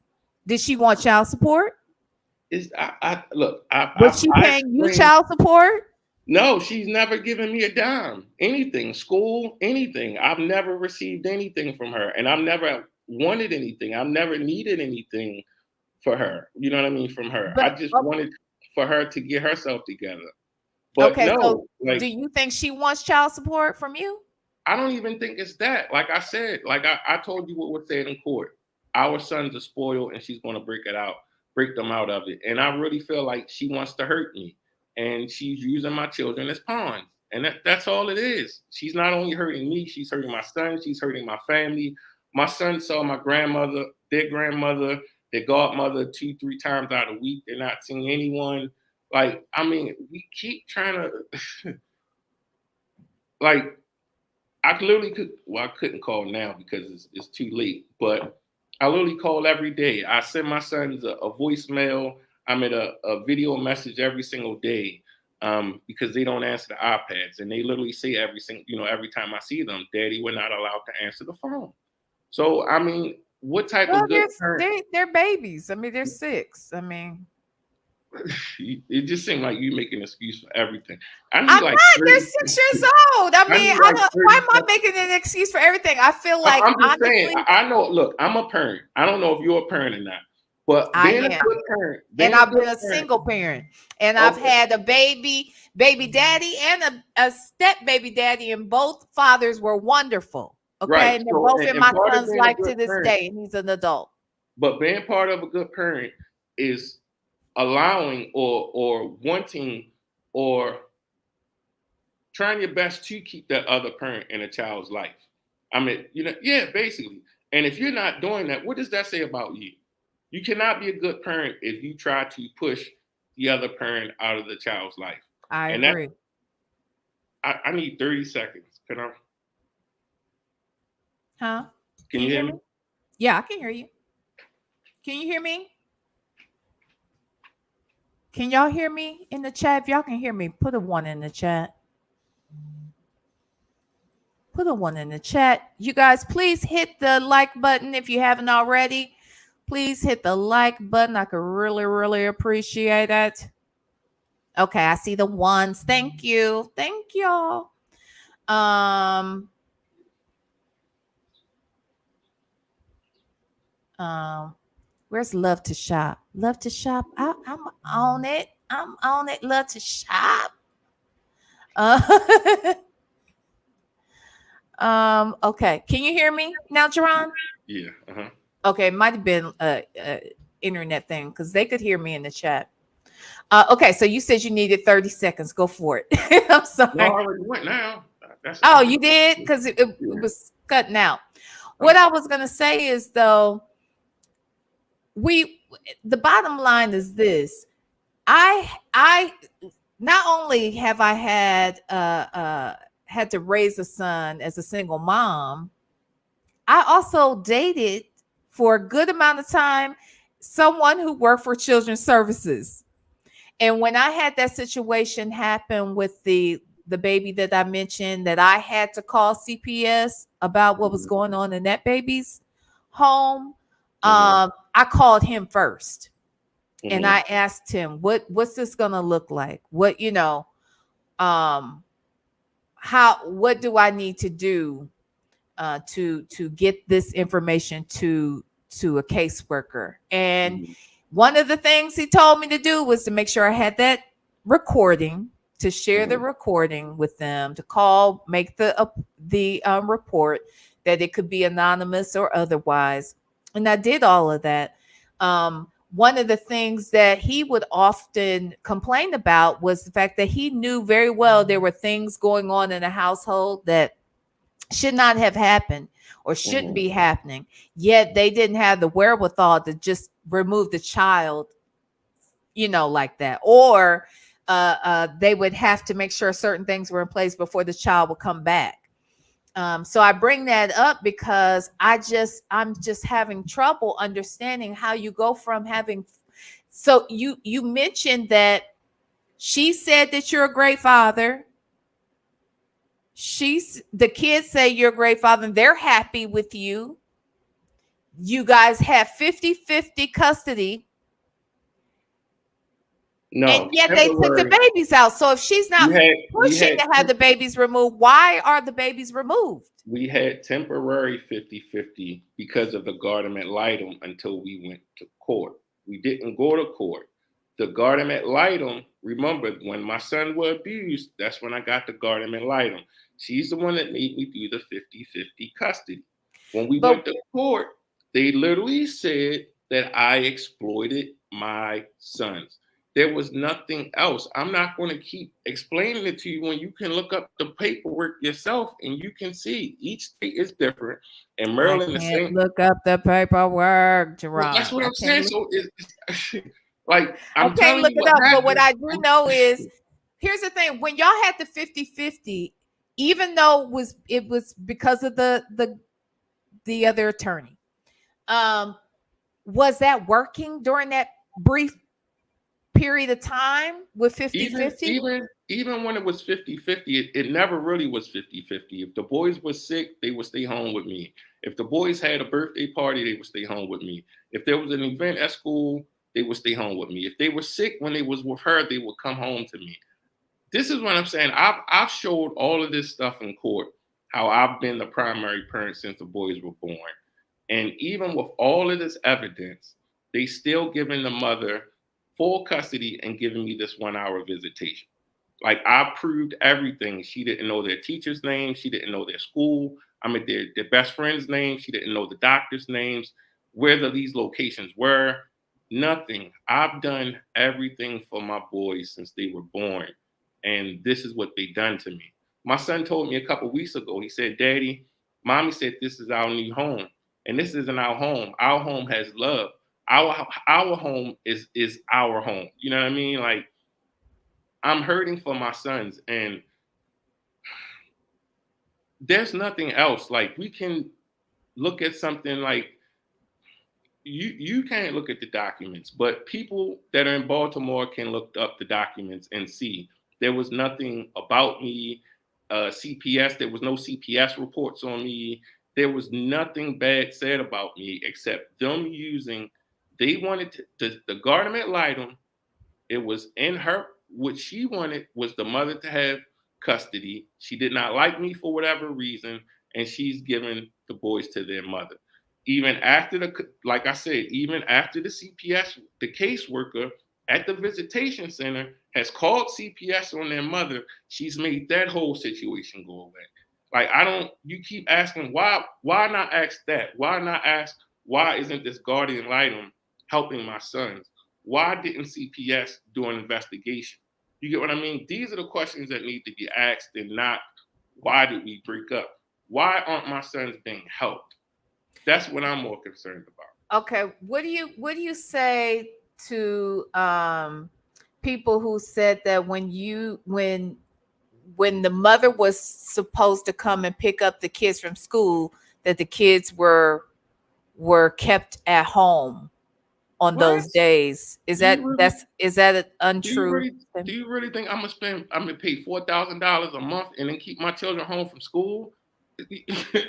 You mean 4,000 for the private school? Yeah, you really think I'm gonna keep my sons home? That's never happened. Never ever happened. Okay. Like, this is what I'm saying. We're still talking about, like, I don't know. It's just sad. Like, I wish our community would just do better. Like, it's just. So you think so we're not doing better because we're asking tough questions? It's not tough questions. It's petty questions. Is it petty? There's two children that's being abused, or that have been abused, that have been neglected, that have been homeless. You've seen the father raise these children with love and joy. That's what made you guys watch. And we're talking about the mother. We know that there's abuse. We know that there's neglect. But we're talking about, why did she leave the house? We're not talking about her being with two other guys that have been abusive, and one guy that just made her homeless. Like, we're trying to make a story out of something. It's just. No, I think all of those things are horrible. The thing is, we're only hearing your side. So I'm just trying to make sense of it. That's all. Look, I'm always positive. The way you see my sons is, they get that from me. That's totally me. I've worked with Hope in Darkness, or if there's any other fathers or mothers that's going out here, that's out there, that's dealing with alienation, you can reach out to me at the Hurtt Fathers Advocacy on Facebook and Instagram. Or you can reach out to hopeanddarkness.me. I'm an advocate now. I'm not just fighting for my children. I'm fighting for others as well. And I'm about promoting positivity. I'm not with the negativity. Like, I'm not. I don't have to defend myself. I didn't get to 1 billion, views on social media to come and finally bash their mother. What I want is to get my sons home and make sure that they're loved, protected, and safe. Even if their mother needs to come here, she's welcome as well, and her other children. And that's what I've always said. I don't have anything negative to say. I have a GoFundMe to help me with the court costs. It's the Hurtt Fathers Advocacy at GoFundMe. But that's all I really got to say. Like I say, I wish you all the best. I'm about, again, positivity. If you want to look up Title 4D, you can learn about the court systems, what's actually really going on in the court systems, and why mothers are given majority of the custody, down to all the programs that single mothers get. Not all single mothers, but a lot of single mothers get. If you want to talk about the crime in our communities, 90% of them not having fathers in their lives, how that also benefits the court systems. We can talk about stuff like that.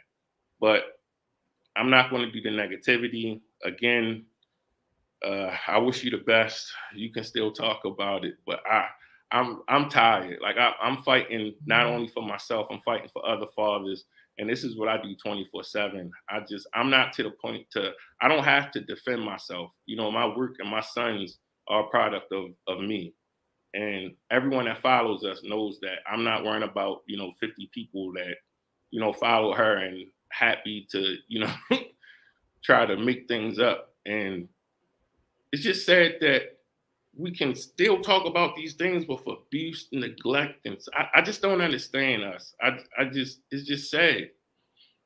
Like that's what mattered to me the most. If I see a child on the street that's just by themselves, I'm not going to question like, why did you, like, I'm trying to get that child help, not worry about what happened with, you know what I mean? Like, it's just Well, petty. here's the thing. The reason why you have to ask and you have to figure out what happened in the past is because if you don't recognize the past and don't acknowledge what went wrong in the past, you're liable to make the same mistakes in the future. You can't Yeah, make a change in the future if you don't identify the missteps of the past. yeah, So, but in order for us to understand what's going on now, we have to understand what transpired that led it here. What I will say is, I hope that both you and the mother can find space and time me to too. have a conversation where it's just the two of you having the conversation, no kids involved, and Me and too. really sit down and discuss what is it that you want best, or And what you see, really want for the children. Because just real quick. I can't make that happen. Like, that's why when she was with us, I wanted to have her own place, so she didn't have to depend on a man. You get what I'm saying? She's never lived on her own. She's never had her own. You get what I'm saying? So I can't go to okay. her when she has a boyfriend now and say, I want to talk to you one on one, because he's not going to allow that. You get what I'm saying? She's Here's the other thing though. You chose her. I did, and you know And what? you chose her, and you knew I she had did. this other child, and you had babies with her. I did. I did. But you know So what? I'm giving my sons the best, and I'm going to keep fighting for my sons. And whenever she comes around, she'll get the best as well, as co-parenting, nothing else. I realized my mistakes, but I'm not going to do it again. I tell you that much. But at the same time, that being her mother, I will always be there for her as much as I can. You know, and that's what I see. I love my sons enough not to disrespect and not to go all into that, because one day, like I've always said, that's why I never talked about her on our platform, because people were saying nasty things. And one day my children are going to read these comments. They're going to go back and they're going to see these things. And I want them to look at dad and say, dad didn't go there. Some others may have stooped that low, but I know that dad didn't. And that's what it is about me. My life is about my children raising great men and literally changing the world. And I did that with my sons, and I'm gonna do that with my advocacy program too. okay. But One quick question. yeah, How long did you know this lady before y'all had the babies? I ain't telling. So it was I, short. we look. I was a man about mine. Okay, I was a man about mine. It was short, and once I found out she was pregnant, literally I said pack your bags, and I moved her right then and there. And I tried to make it work, but I can only be me.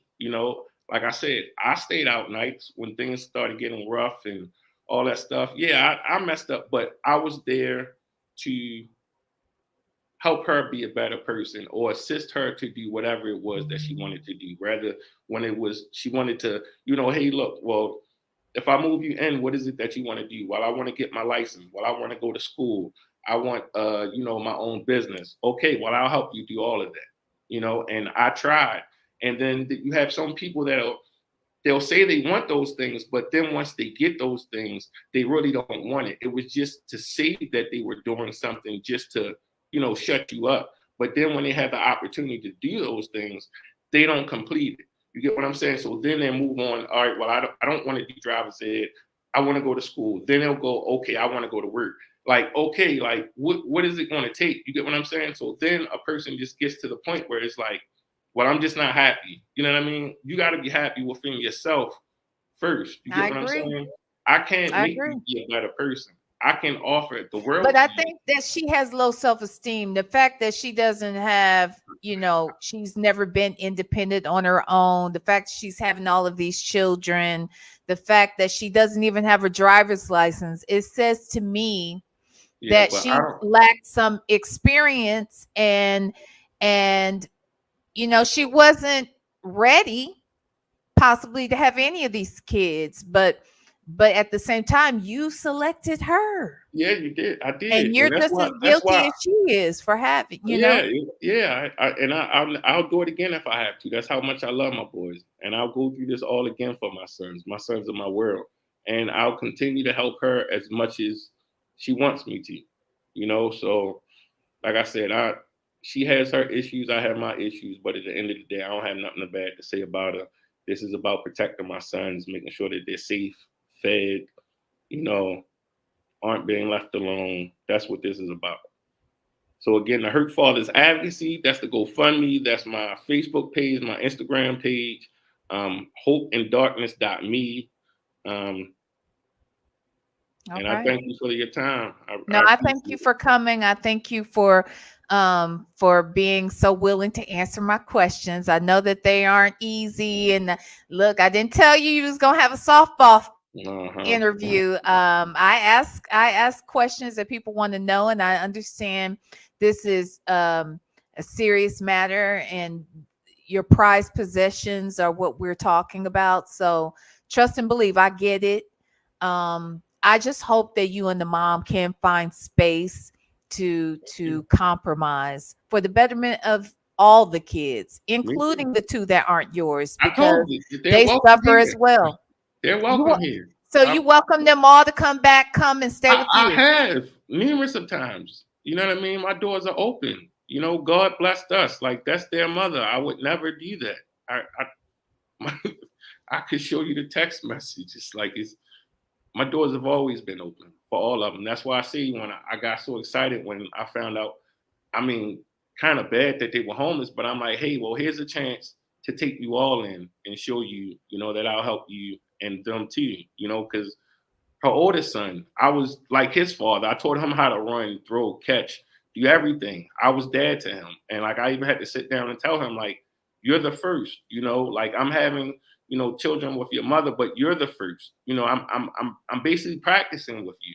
So I may get it wrong. And if I get it wrong, talk to me. Let's communicate. But it Mhm. has to be two parents that agree. You know what I mean? Like you can't get jealous because I this agree. parent's doing this and this parent's doing that. You know what I mean? Yeah. Like if someone's going to, if someone offered me $1 million or whatever and just said, look, just do this or whatever, and you get what I'm saying? Like, we got to learn sometime just to, and not just saying her, I'm just saying, like, we got to look at the good in each situation versus the bad. And that's what I've taught my sons. Like, even the stuff that we've gone through and me having to put them in therapy, the nightmares, all of that stuff. I've always told my sons just to God got you and thank you, God. And then that's it. It's just about being positive. Like, I don't know. But all right. I I appreciate understand it's you. a very emotional Yeah. Right. topic, and I'm sure I get it because these are your babies. So thank you for coming. Um, I pray that what God would have to happen happens. May His will be done, and that both you and mom figure out a way where you both can be fully present in their lives. And Thank you. yeah. So thank you so much, Jerron. I appreciate you. All right. Have a good You one. put up with me for 2 hours, so I appreciate Right. you. All right. Have a good one. All right. Thank you. Okay. All right, y'all. I'm gonna drop the link because if I'm gonna drop the link. If you have any comments, questions, concerns, I have dropped the link. Okay, I have done it. All right. Dimples, wimples. You know this damn chat too. Y'all are a mother hucker. Okay. This chat is a mother hucker. Okay. I'm just saying what I'm saying. I had company. They ain't used to us. Okay. Oh Jesus. Hey Tion. Yes, child. Yes. Uh-huh. Yeah. Well, I dropped the link now. Okay. Now I will say this. I did get some text messages that had been exchanged between them. Um,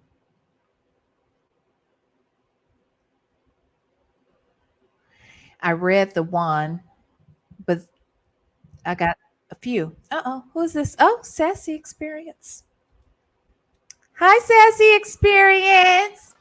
Well, hey, I didn't mean to Uh-oh. be on camera. Here. I took you off. Go ahead and click the camera button. Go ahead and click the camera button. It'll turn the camera back off. You see it, and then I'll bring you back up. Up there you go, girl. You got it. My bad. I didn't know you didn't want to be on. I'll ask from now on. Hi, Sassy Experience. Hey, B, you did an amazing job, girlie. Thank you. Thank you. What you want to say? Well, I just wanted to say real quick, I came into the chat about an hour in, so I missed the first part. I was giving him the benefit of the doubt, but it only took about 10 minutes to realize he was like Tyrese part two. Um, you know, listen, I am all for dads, especially dads that look like you and I, chocolate dads, being fathers to their sons, being fathers to their children, period.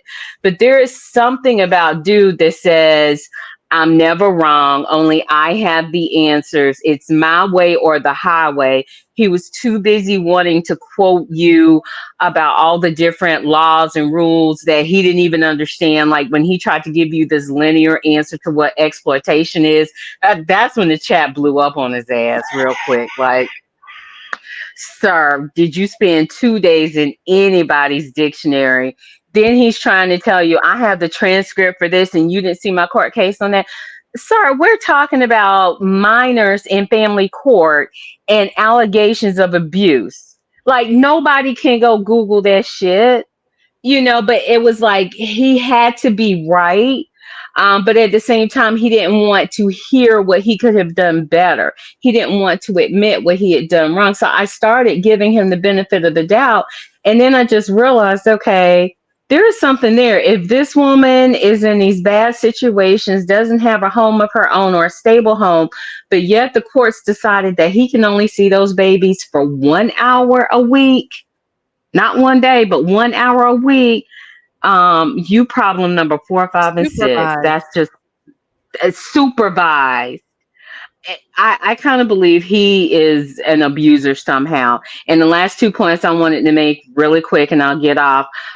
He made the point that all we saw was, his kids, being loving and this and that and the other. Sir, we saw what you showed us. We saw what you coached them. And when he said that they made the comment to him, Daddy, our new home is not like love and it's not the way it was at your house. They're 6 years old. Them damn babies ain't tell your ass that shit. Quit lying. But he's the problem. But you did a amazing job, my sister. It was awesome. You were fair to him. You gave him the opportunity to truly state, his side and what he wanted, and he was just running game and bullshit. So that's just on him. But I did try with the brother. But yeah, he's the problem. And he's the reason why those babies were taken from him. So that's all. Thank you. Thank you, Sassy Experience. I appreciate you. Have a good night. You Bye. too. Bye. Oh gosh. Simply Silver. Love to shop. Either one of y'all want to hit the link? I'm just saying. I'm just saying, child. What you say, Simply Silver? Yes, I agree. I think he's a problem as well.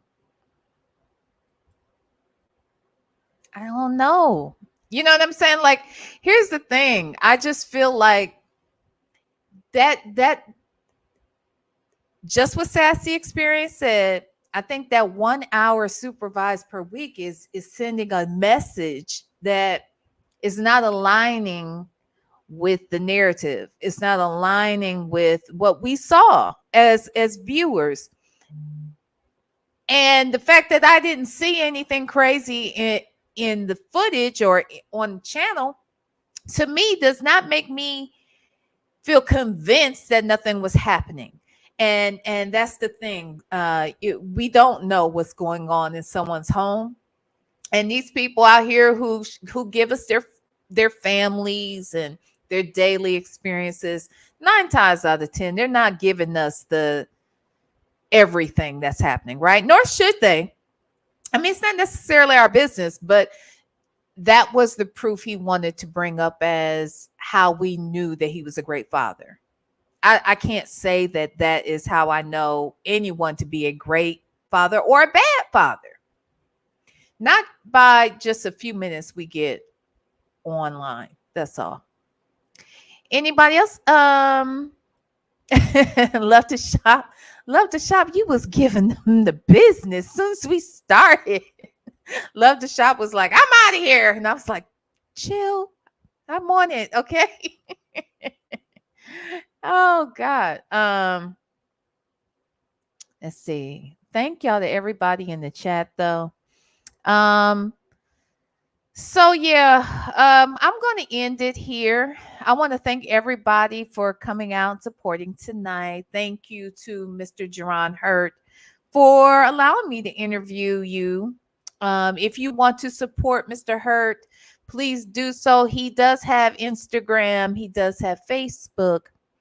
He mentioned his nonprofit, his GoFundMe, and I believe a nonprofit that he's been working on. So I will definitely get those details and I'll put them in the description of this video so that anyone who wants to support him can. I was looking at what you said, very cheery. Okay. So again, if anyone has any other comments, feel free to leave the comments in the comment section of this video. I want to thank everybody who came out. I want to thank my moderators in particular for holding it down in the chat. I also want to thank, again, our guests, praying for those babies. And I'm just wishing all the best for everyone involved, okay? So with that said, thank y'all for coming out. I will be back tomorrow with, back to our Nesto business. I might even try to do a reaction video during the day because come tomorrow night at 8 p.m. Native will be right here, over here at the Villanor channel so that he and I can read our text messages like we always do. Like no one else can. All right. That's what we're doing over here. So with that said, I love you all. If you didn't already, please hit that like button on the way out. And until we meet again, know that I love you. Ain't shit you can do about it. Not a damn thing. All right. Smooches.